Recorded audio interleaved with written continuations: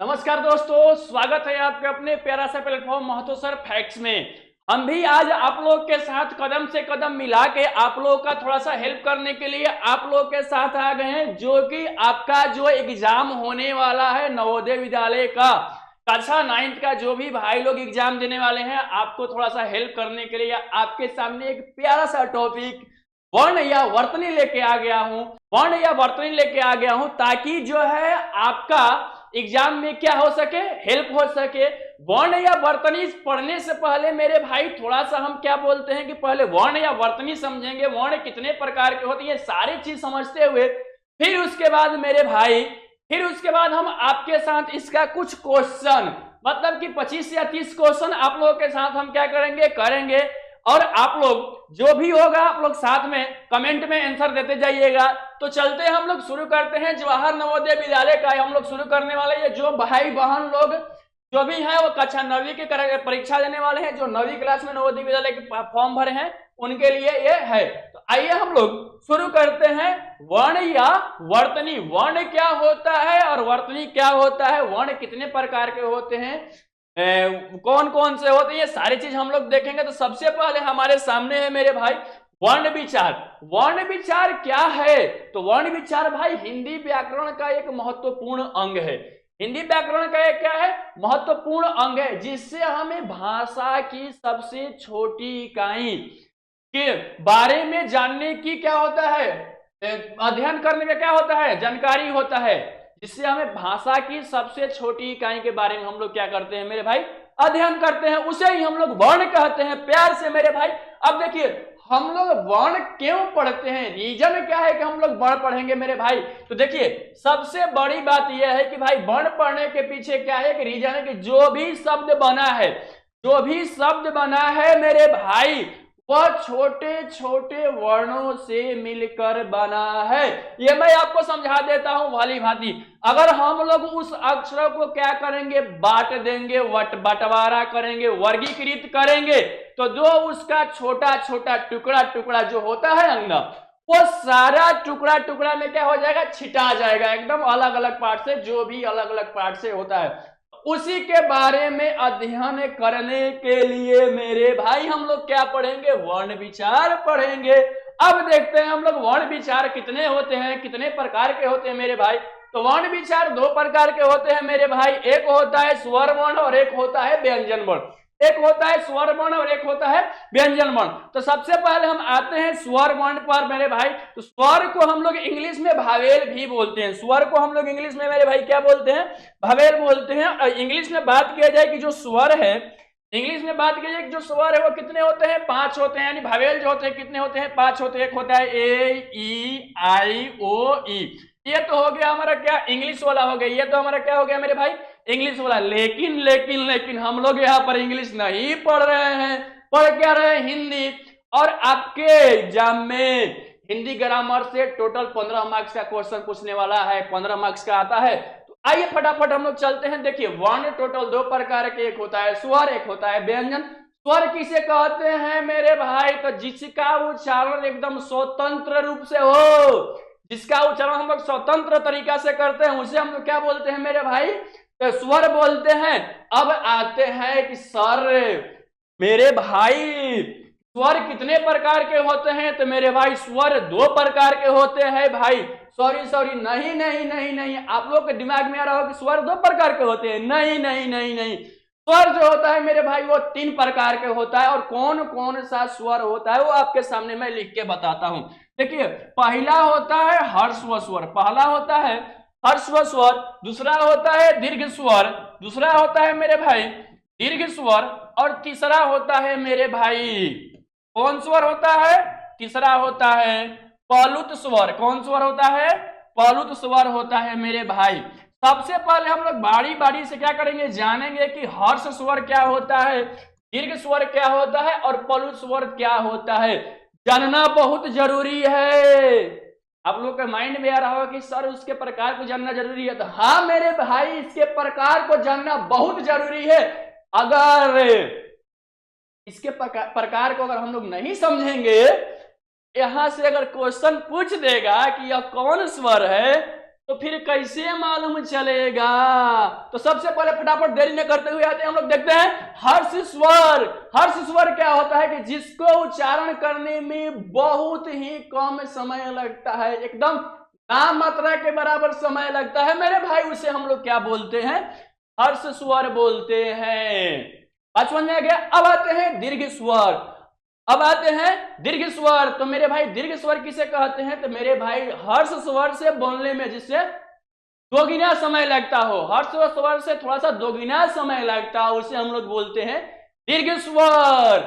अब आते हैं पलुत स्वर पर, यानी कि हर्ष स्वर और दीर्घ स्वर से बोलने में ज्यादा समय लगता हो, उसे हम लोग बोलते हैं पलुत स्वर मेरे भाई। अभी आपके माइंड में आ रहा होगा कि बड़े भाई सर अभी आपने हमको बता दिया, क्या बता दिया कि हर्ष स्वर, दीर्घ स्वर, पलुत स्वर। हर्ष स्वर किसको बोलते हैं भी बता दिया, लेकिन समझ में नहीं आया। नहीं समझ में आया तो मैं समझा देता हूं मेरे भाई क्या होता है हर्ष स्वर का। एग्जांपल देख लो, हर्ष स्वर में कौन कौन आते हैं? अ आता है, छोटी ई आता है, छोटा ऊ आता है, और क्या आता है? री आता है मेरे भाई। हर्ष स्वर कौन कौन होते हैं? अ, छोटी ई, छोटा ऊ और री। अब उसके बाद आते हैं बारी हम लोग किस चीज में मेरे भाई?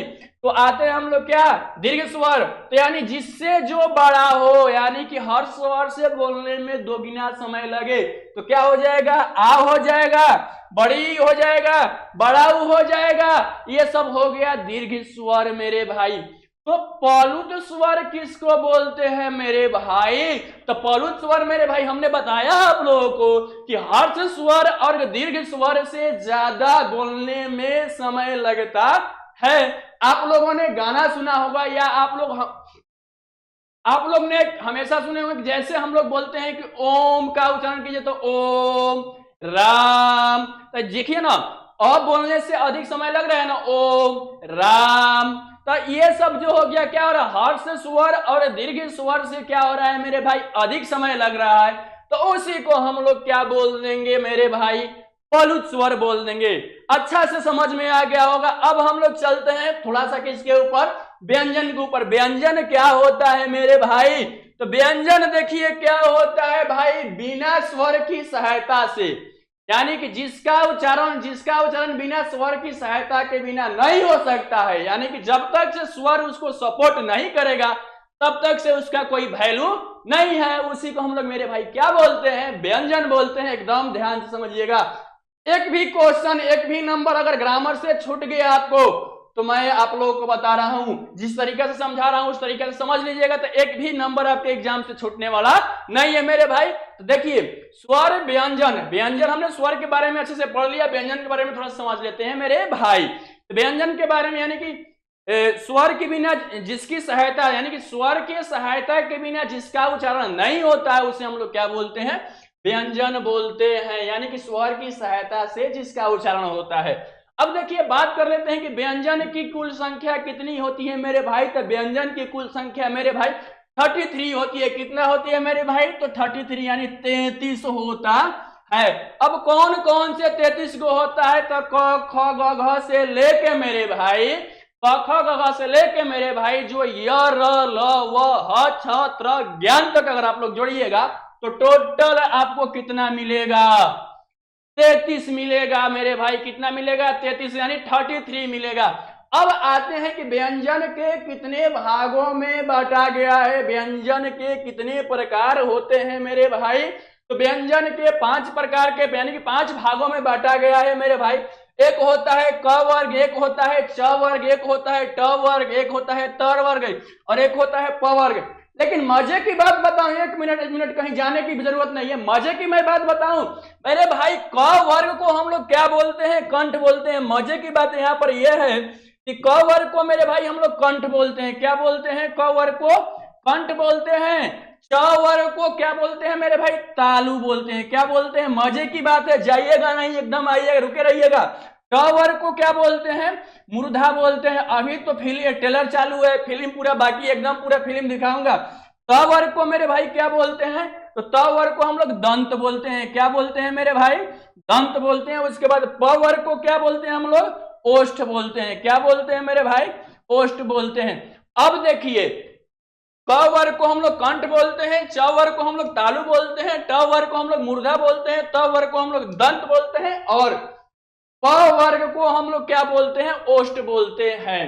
अब आप लोगों के दिमाग में एक क्वेश्चन आ रहा होगा कि सर क वर्ग को हम लोग कंठ क्यों बोलते हैं, च वर्ग को हम लोग तालु क्यों बोलते हैं, ट वर्ग को हम लोग क्या बोलते हैं, मूर्धा क्यों बोलते हैं, त वर्ग को हम लोग क्या बोलते हैं कि दंत क्यों बोलते हैं और प वर्ग को हम लोग ओष्ठ क्यों बोलते हैं मेरे भाई।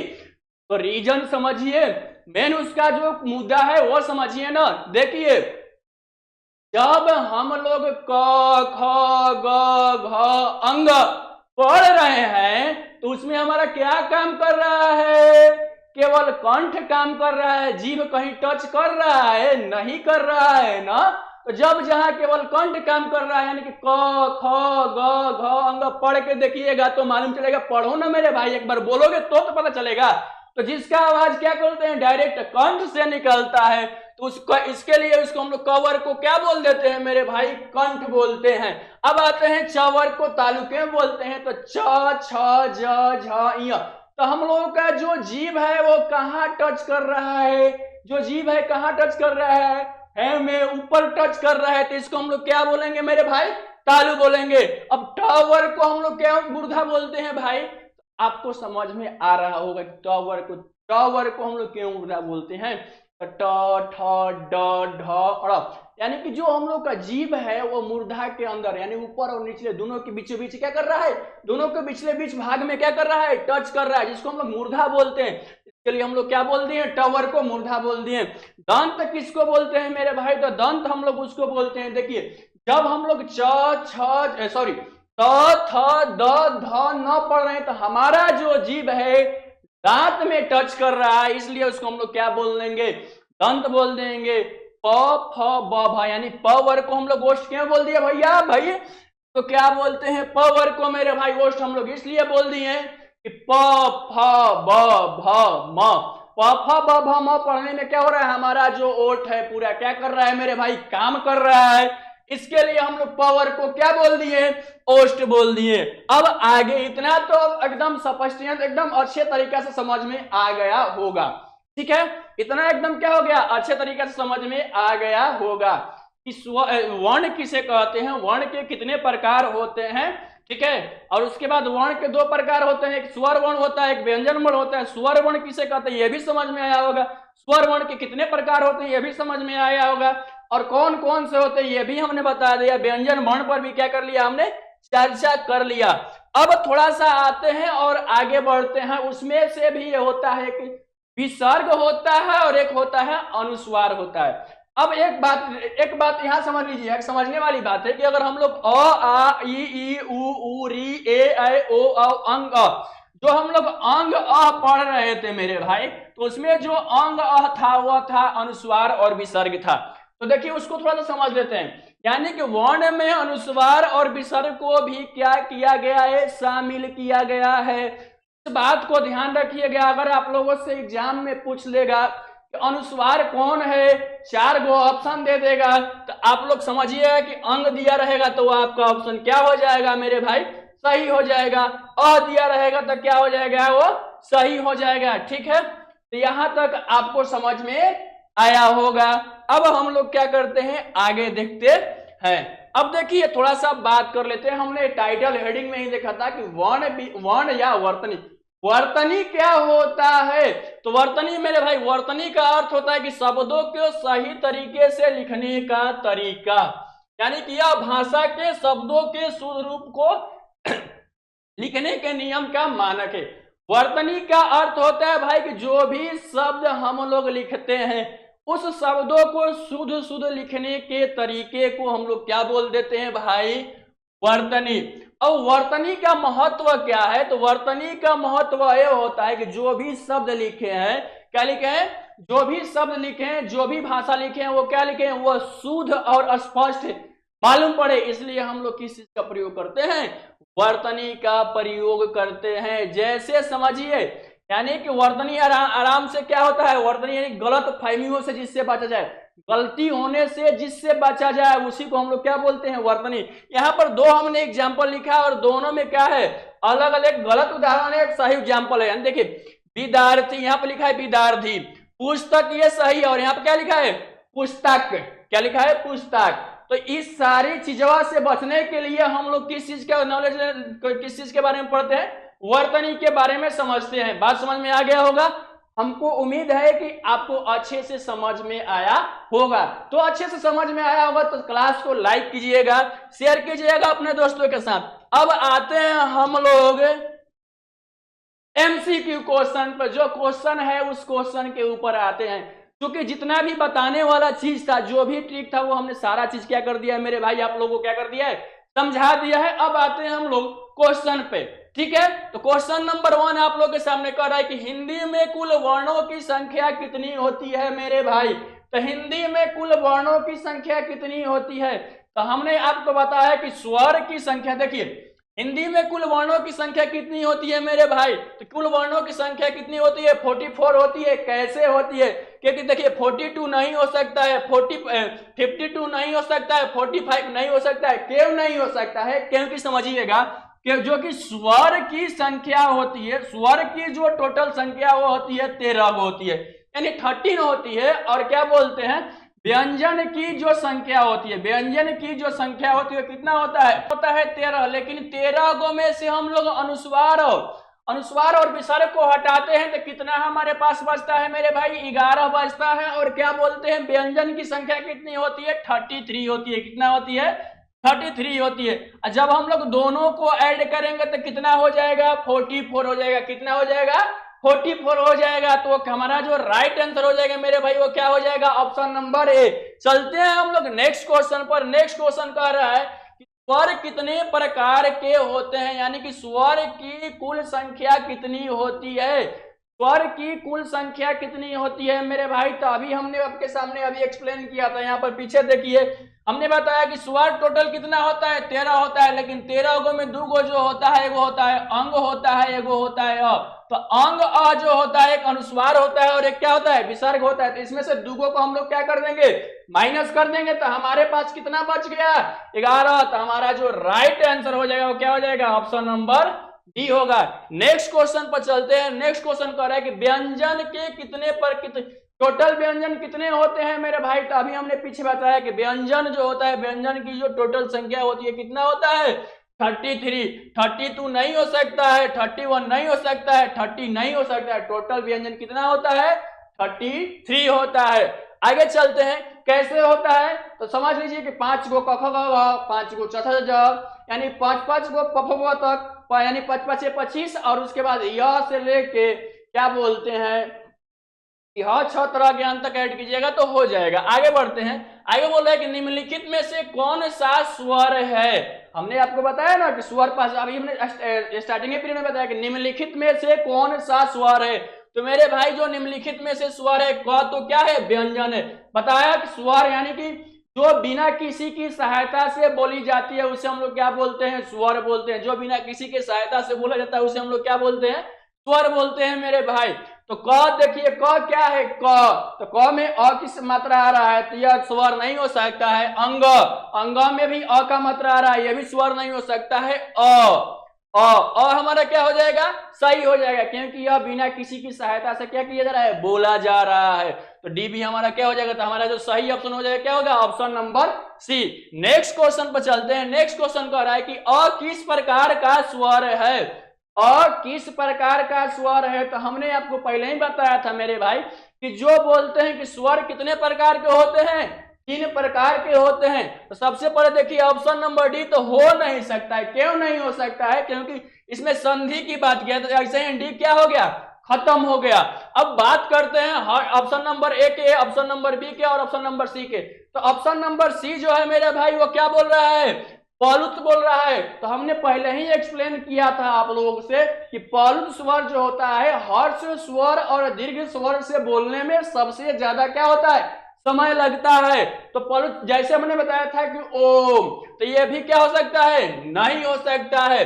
अब देखिए दीर्घ स्वर में आते हैं तो दीर्घ स्वर क्या कि हर्ष स्वर से बोलने में ज्यादा समय लगता है, तो ये भी क्या होता है, नहीं लगता है। हर्ष स्वर क्या है भाई, अ बोल के देखिएगा, अ क्या बहुत कम समय लगता है। तो दीर्घ स्वर क्या होता है, हर्ष स्वर से ज्यादा समय लगता है, तो ये भी नहीं होगा। तो हमारा जो राइट आंसर हो जाएगा वो हो जाएगा ऑप्शन नंबर ए। आगे चलते हैं हम लोग, अगला क्वेश्चन कह रहा है कि पलुत स्वर का उदाहरण है। मेरे भाई पलुत स्वर का इसमें से कौन सा उदाहरण है, अंग अह है कि अ आ ई है कि ओम है कि क है। तो पलुत स्वर जिसको बोलने में सबसे ज्यादा समय लग रहा है मेरे भाई, अह तुरंत खत्म हो रहा है, नहीं होगा, अ आ ई नहीं होगा, क भी नहीं होगा, और बात करते हैं ओम। ओम बोलने में क्या हो रहा है, सही से ज्यादा समय लग रहा है, तो हमारा जो राइट आंसर हो जाएगा ऑप्शन नंबर सी हो जाएगा। आगे चलते हैं, अगला क्वेश्चन कर रहा है कि व्यंजन के कितने वर्ग होते हैं, व्यंजन के कितने भागों में बांटा गया है मेरे भाई। तो हमने स्टार्टिंग पीरियड में बताया है कि व्यंजन को 5 वर्गों में बांटा गया है, क वर्ग, च वर्ग, ट वर्ग, त वर्ग और प वर्ग। तो यहाँ पर ये ऑप्शन नंबर 1 खत्म हो जाएगा, ऑप्शन नंबर सी खत्म हो जाएगा, ऑप्शन नंबर डी खत्म हो जाएगा। तो सही आंसर हमारा कौन होगा, तो ऑप्शन नंबर बी हो जाएगा मेरे भाई। आगे समझिएगा, अगला क्वेश्चन कह रहा है कि कंठ से उच्चारित होने वाले वर्ण को कहते हैं, हमने पहले ही बताया कि कंठ से जिसको उच्चारण करते हैं, यानी यहां से जिसको हम लोग उच्चारण करते हैं उसको क्या बोलते हैं। ऑप्शन नंबर ए बोलते हैं कंठ, ऑप्शन नंबर बी बोल रहा है मूर्धा मूर्धन्य, ऑप्शन नंबर सी बोल रहा है कोष्ठस्य, और ऑप्शन नंबर क्या बोलते हैं, डी बोल रहा है कि तालव्य। तो भाई हमारा जो राइट आंसर हो जाएगा, यानी कंठ से जो शब्द निकलता है तो उसको क्या बोलते हैं, कंठ है बोलते हैं। तो हमारा जो राइट आंसर हो जाएगा मेरे भाई क्या हो जाएगा, ऑप्शन नंबर ए हो जाएगा। अगले क्वेश्चन पर चलते हैं, यह कौन सा वर्ण है, यह कौन सा वर्ण है। तो हमने आपको बताया था मेरे भाई, देखिए मूर्धन्य, तालव्य, ओष्ठव्य या दंतव्य।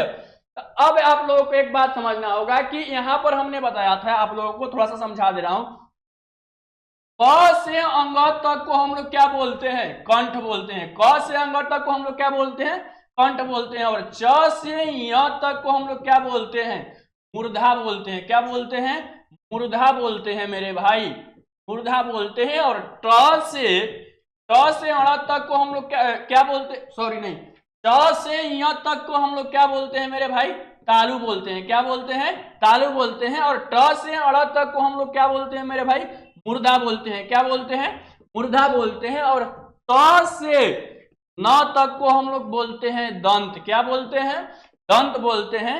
और प से म तक को हम लोग क्या बोलते हैं, हम लोग मेरे भाई क्या बोलते हैं, तो इसको हम लोग बोलते हैं ओष्ठ बोलते हैं। क्या बोलते हैं, ओष्ठ बोलते हैं मेरे भाई। तो आप इसमें से खुद ही देख लिए कि यह जो है क्या है, तो हमारा जो राइट आंसर हो जाएगा ऑप्शन नंबर बी हो जाएगा, यानी कि यह जो है वो किसका वर्ण है, तो तालव्य का वर्ण है। आगे देखते हैं, अगला क्वेश्चन कह रहा है कि संघोष व्यंजन, सघोष व्यंजन का उदाहरण है। सघोष क्या होता है, सबसे पहले इसके बारे में हम लोग क्या करेंगे, समझेंगे। और उसके बाद जब आप लोग समझ लीजिएगा तो आप लोग ऑटोमेटिक आप लोग इसका आंसर दे दीजिएगा। देखिए सघोष व्यंजन एक ऐसे, सघोष व्यंजन का अर्थ ऐसे व्यंजन से जिसका उच्चारण करते समय गले से स्पष्ट ध्वनि निकलती है, यानी कि इन व्यंजनों को बोलते समय वायु को गले से कंपन के साथ बाहर निकाला जाता है। भाई समझ लीजिए सिंपल सा बात कि सघोष जो व्यंजन होता है, सघोष व्यंजन को जब हम लोग बोलते हैं तो बोलते समय जो हवा निकलता है वह कंपन के साथ निकलता है, उसे हम लोग सघोष व्यंजन बोलते हैं। ठीक है, और सघोष कितने प्रकार के होते हैं, तो 2 प्रकार के, एक अल्प प्राण होता है और एक महाप्राण, यानी कि एक छोटा होता है और एक क्या होता है, बड़ा होता है। तो इसमें देखिए जो अल्प प्राण होता है, ग, ज, अंग, द, ब, ये क्या है, अल्प प्राण है। तो आप लोग पढ़ के देखिए ना, ग बोलते समय जब हवा निकल रहा है तो क्या हो रहा है, कंपन हो रहा है। अब देखिए घ, झ, ढ, ध, म, यानी कि घ, ढ, ज, ध, भ हम लोग जब बोल रहे हैं तो उसमें भी क्या हो रहा है, थोड़ा सा ज्यादा समय लग रहा है और गले में क्या हो रहा है, कंपन हो रहा है। तो ऑप्शन में आप लोग देखिए कौन सा दिया है, क दिया है, प दिया है, ग दिया है, स दिया है। तो हमारा जो राइट आंसर हो जाएगा वो क्या हो जाएगा, ऑप्शन नंबर सी हो जाएगा, सघोष व्यंजन। बात समझ में आया।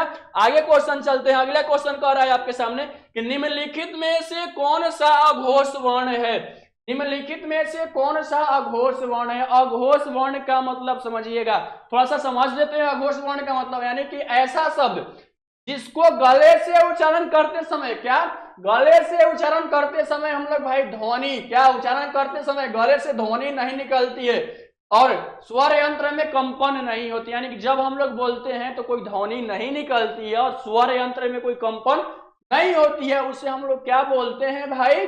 अघोष वर्ण बोलते हैं। अघोष वर्ण भी दो प्रकार के होते हैं, अच्छे समझ लीजिए कौन कौन होता है, अल्प प्राण और महाप्राण। ये बहुत समझिएगा ध्यान से, अगर से आप समझिए क्या सघोष क्या होता है कि जिसको बोलते समय क्या होता है, गले में कंपन होता है और हवा जो होती है वो क्या होती है, फ्रेश निकलती है। लेकिन अघोष में क्या करें कि जिनका उच्चारण करते समय गले से ध्वनि नहीं निकलती है और स्वर यंत्र में कंपन नहीं होता है। बात समझ में आया? गले से इसको बोलते समय गले से ध्वनि नहीं निकलती है और जो स्वर यंत्र होता है जो उसके साथ स्वर लेता है निकलता है उसके साथ कंपन नहीं होता है, उसे हम लोग क्या बोलते हैं? अघोष वर्ण बोलते हैं। अघोष भी दो प्रकार के होता है, एक अल्प प्राण होता है और एक महाप्राण होता है। अल्प प्राण क्या होता है, महाप्राण क्या होता है? तो अल्प मतलब छोटा और महा मतलब बड़ा। अब ये देखिए कौन कौन सा होता है, क होता है, च होता है, ट होता है, त होता है, प होता है, ये अल्प प्राण होते हैं। और महाप्राण कौन से होते हैं? फ, छ, ठ, थ, ये क्या होते हैं? महाप्राण। तो आपके सामने ऑप्शन में दिया है ख दिया है, ग दिया है, च दिया है, ब दिया है, तो कह रहा है कि निम्नलिखित में से अघोष वर्ण कौन है मेरे भाई? ये नहीं पूछ रहा है कि अल्प पूछ रहा है, अल्प प्राण और महाप्राण नहीं पूछ रहा है। तो इसमें देखिए दो हो सकता है, यहां पर ध्यान दीजिएगा क्या हो सकता है, इसमें क्या हो सकता है मेरे भाई? कह रहा है कि निम्नलिखित में से कौन अघोष वर्ण हो सकते हैं। तो इसको आप लोग देख के क्या कर सकते हैं, टिक कर सकते हैं। क्या क्या ऑप्शन में है? ख दिया है, छ दिया है, ग दिया है, छ दिया है, ब दिया है। तो हमारा जो राइट आंसर हो जाएगा वो क्या हो जाएगा भाई? ख हो जाएगा। क्या हो जाएगा?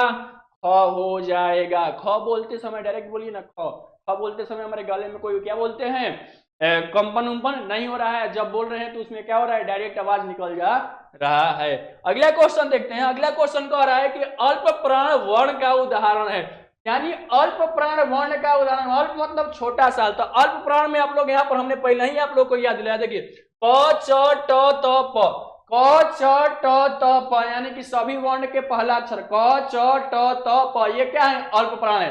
क्या है? क च ट त प, ये अल्प प्राण है। महाप्राण में देख लो क्या है मेरे भाई, महाप्राण में क्या है? महाप्राण में कह रहा है कि ख छ ट थ, क्या है? यानी कि पहिलका जो होगा, सभी वर्ण का जो पहला शुरू होता है, क से शुरू होता है, च से शुरू होता है, ट से शुरू होता है, क्या बोलते हैं, त से शुरू होता है और प से शुरू होता है, तो ये होते हैं अल्प। और महाप्राण में क्या हो जाएगा? उसका दूसरका लेटर यानी कि उसका दूसरका अक्षर ख, फ, फ, फ, ये क्या हो जाएंगे? महाप्राण। इतना ध्यान रखिएगा, जो पहला लेटर होगा यानी कि जो पहला अक्षर होगा वो क्या होगा? अल्प होगा। जो क्या होते हैं बोलते हैं दूसरा होगा वो क्या होता है? महा होता है, यानी कि बड़ा होता है। तो आगे क्वेश्चन कर रहा है कि अल्प प्राण वर्ण का उदाहरण है, तो मेरे भाई पहल का क च ट त प, तो क्या होगा हमारा ऑप्शन नंबर? क्या हो जाएगा? ऑप्शन नंबर ए क्या हो जाएगा?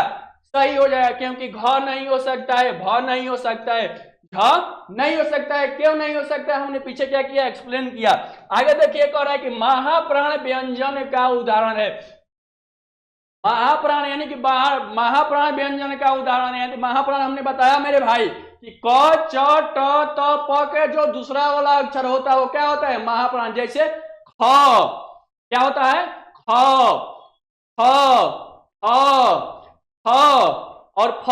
तो इस पांचों में से कोई अगर आपको दिखाई दे रहा है तो वो क्या हो जाएगा? राइट आंसर हो जाएगा। तो हाँ, हमारा जो ऑप्शन नंबर बी है वो दिखाई दे रहा है, तो हमारा जो ऑप्शन नंबर बी है क्या हो जाएगा? सही हो जाएगा, क्योंकि ऑप्शन नंबर ए क्या है?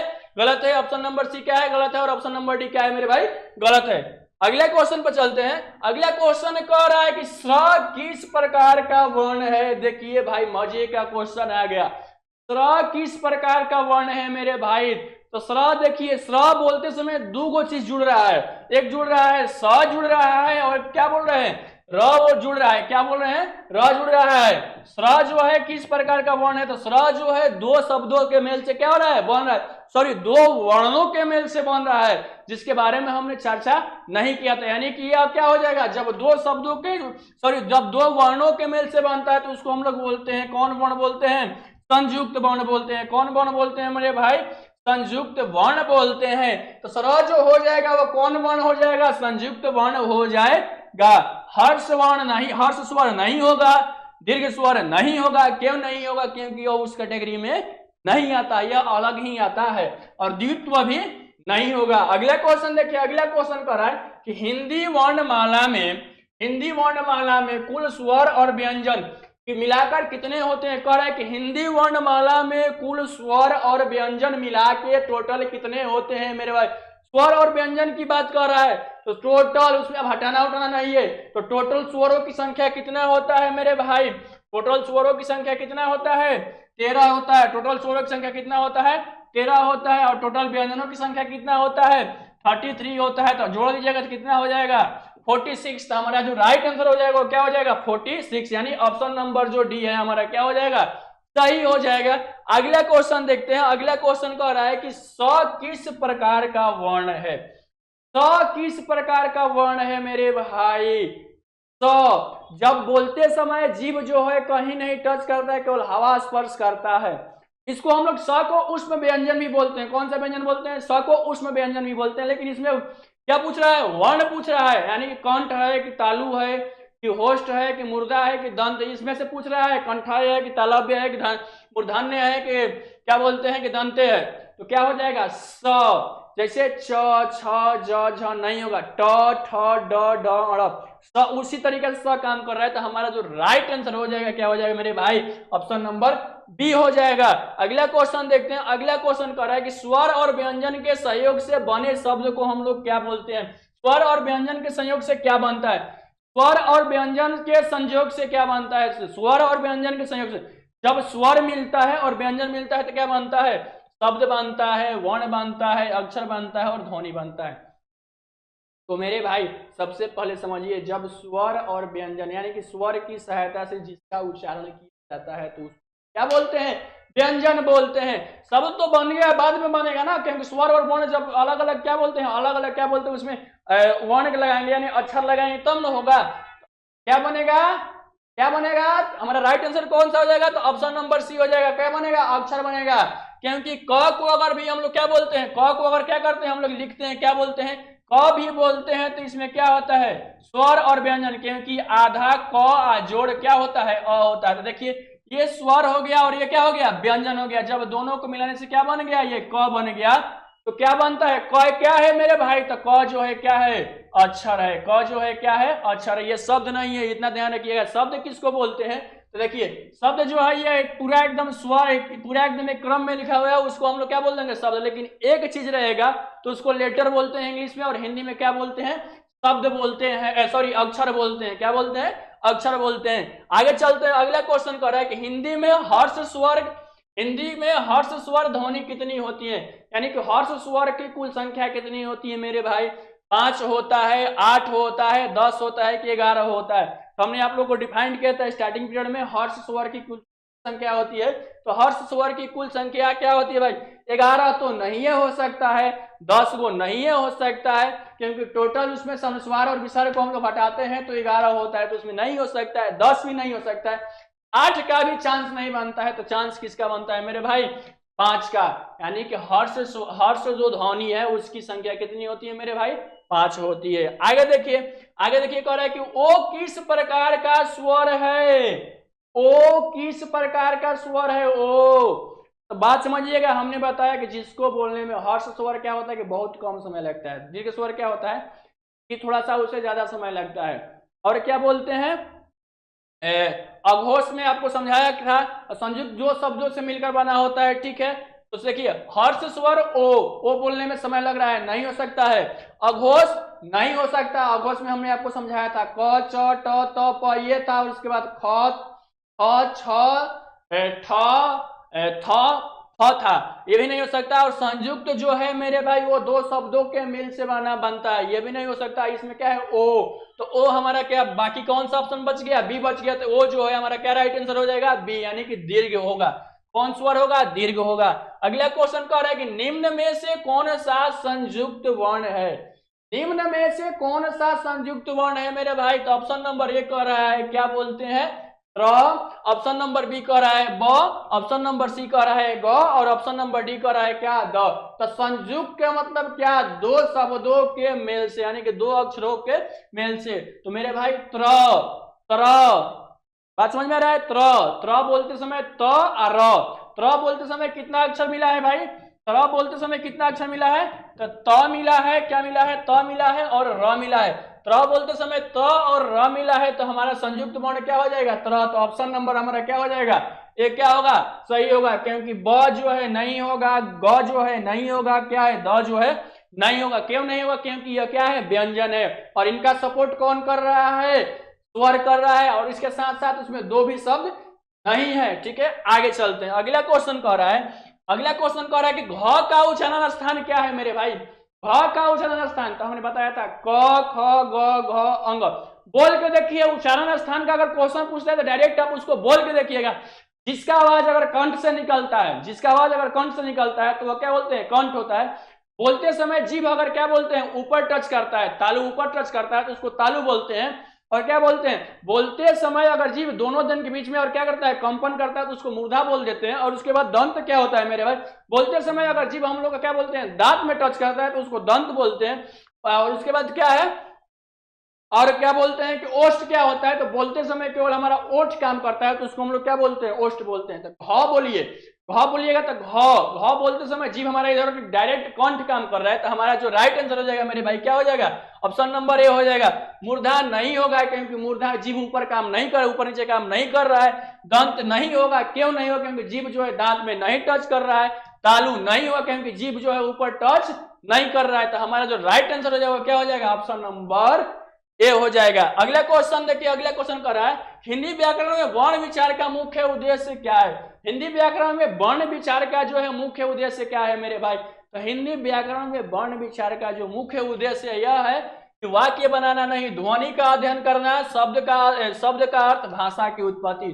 मेरे भाई सबसे मुख्य काम होता है क्या, ध्वनियों के बारे में अध्ययन करना। तो हमारा जो राइट आंसर हो जाएगा क्या हो जाएगा, ऑप्शन नंबर बी। क्योंकि जब ध्वनि का अध्ययन करेंगे तो ही क्या बनता है भाई, शब्द बनता है, वाक्य अक्षर बनता है, तब उसके बाद धीरे धीरे क्या होता है, क्या बोलते हैं, वाक्य बनता है। आगे चलते हैं, अगला क्वेश्चन कह रहा है, अगला क्वेश्चन कह रहा है कि री किस प्रकार का स्वर है, री, री हर्ष स्वर, दीर्घ स्वर, पलुत स्वर, और उसके बाद क्या है, संयुक्त। री हम लोग देखते हैं तो री जो होगा क्या होगा मेरे भाई, री हर्ष स्वर होगा, क्योंकि तुरंत थोड़ा सा समय लगता है, री बोलते समय थोड़ा कम समय लगता है, इसलिए क्या हो जाएगा, हर्ष स्वर हो जाएगा। अगला क्वेश्चन देखते हैं, अगला क्वेश्चन कह रहा है कि च का उच्चारण स्थान बताइए। तो हमने पहले ही आपको बोला कि बोलते समय क्या बोलते हैं, जीभ जहां टच कर देगा तो वही क्या हो जाएगा, उसका उच्चारण स्थान हो जाएगा, तो च। अब देखिए, ऑप्शन नंबर ए में कह रहा है तालु, ऑप्शन नंबर बी में कह रहा है कंठ, ऑप्शन नंबर सी में कह रहा है ओष्ठ, और ऑप्शन नंबर डी में कह रहा है मूर्धा। तो हम सबसे नीचे से चलते हैं, डी नंबर से चलते हैं। तो डी जो है क्या है, मूर्धा है, डी क्या है, मूर्धा है। तो मूर्धा हमने क्या बताया था कि बोलते समय जो जीभ है दोनों के बीच में, दोनों अंदर एकदम टच करता है, उसी को हम क्या बोलते हैं, क्या च बोलते समय टच कर रहा है, इधर उधर ऊपर ऊपर क्या ऊपर टच कर रहा है, नहीं कर रहा है, तो मूर्धा नहीं होगा। ओष्ठ के बारे में हमने बताया था कि जब भी अक्षर, जो भी वर्ण का हम लोग क्या करते हैं, उच्चारण करते हैं, तो क्या होता है, तो उसमें ओठ काम करता है। तो च बोलते समय ओठ काम कर रहा है, च बोलते समय ओठ काम नहीं कर रहा है, तो ये भी नहीं होगा। कंठ में क्या बताया था मेरे भाई कि जिसका डायरेक्ट आवाज एकदम क्या निकले, यहां से निकले, उसको हम लोग क्या बोलते हैं, कंठ बोलते हैं। तो च बोलते समय डायरेक्ट आवाज यहां से निकल रहा है, नहीं निकल रहा है डायरेक्ट, इसमें क्या हो रहा है, कुछ इधर उधर टच कर रहा है, तो ये भी कंठ हमारा भी नहीं होगा। अब आते हैं तालु, च बोलते समय जो जीव है हमारा ऊपर टच कर रहा है, तो हमारा जो राइट आंसर हो जाएगा ऑप्शन नंबर ए हो जाएगा। अगला क्वेश्चन देखते हैं, अगला क्वेश्चन कह रहा है कि छ किस प्रकार का वर्ण है।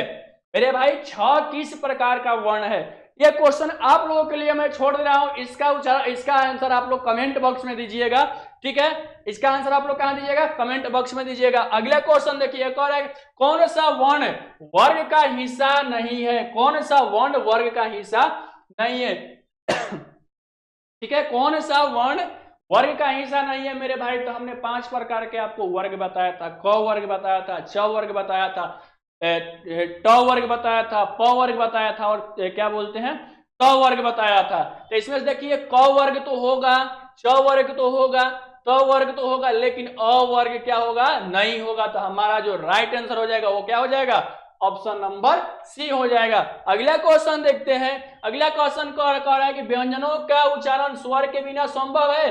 क्या भाई व्यंजन का जो भी हम लोग उच्चारण करते हैं क्या स्वर के बिना वो संभव है? इसका आंसर भी आप लोग क्या कीजिएगा, कमेंट बॉक्स में दीजिएगा। ये क्वेश्चन आप लोगों के लिए रहे, नहीं दीजिएगा, अगर जो लोग कमेंट में आंसर देंगे तो उनका हम नाम अगले वीडियो में लेंगे, ठीक है, और बताएंगे, ठीक है। अब देखिए कह रहा है कि स का उच्चारण स्थान बताइए। स का उच्चारण स्थान बताइए। तो स एक तरीका से अगर आप लोग पूछ दे कि स किस प्रकार का व्यंजन है, तो मेरे भाई स एक तरीके से एक उष्म व्यंजन है। कौन व्यंजन है? स को हम लोग उष्म व्यंजन भी बोलते हैं। इसमें कौन कौन सा स आते हैं? कलावी स आता है, मूर्धनी स आता है, दांती स आता है। ये सब जो स है, और इसके बाद एक इसमें ह आता है। क्या आता है? ह आता है। यानी कि इसको हम लोग उष्म व्यंजन बोलते हैं। क्या बोलते हैं? इसको बोलते समय रगड़ या घर्षण क्या होता है, उत्पन्न होता है। और इसके साथ पूछ रहा है कि अब कौन सा क्या है, इसका उच्चारण स्थान क्या है? तो स का उच्चारण स्थान, तो स बोलते समय जो जीभ है ना इधर ना उधर, बात समझ में आ रहा है? तो क्या हो जाएगा हमारा राइट आंसर, क्या हो जाएगा, मूर्धा, क्योंकि कौन से डायरेक्ट नहीं निकल रहा है, तालू में जीभ टच नहीं कर रहा है, ओष्ठ काम नहीं कर रहा है। स बोलते समय देखिए ना, स बोल रहे हैं तो डायरेक्ट इधर उधर नहीं हो रहा है, तो क्या हो जाएगा हमारा, मूर्धा हो जाएगा। अगला क्वेश्चन कह रहा है कि त किस प्रकार का वर्ण है?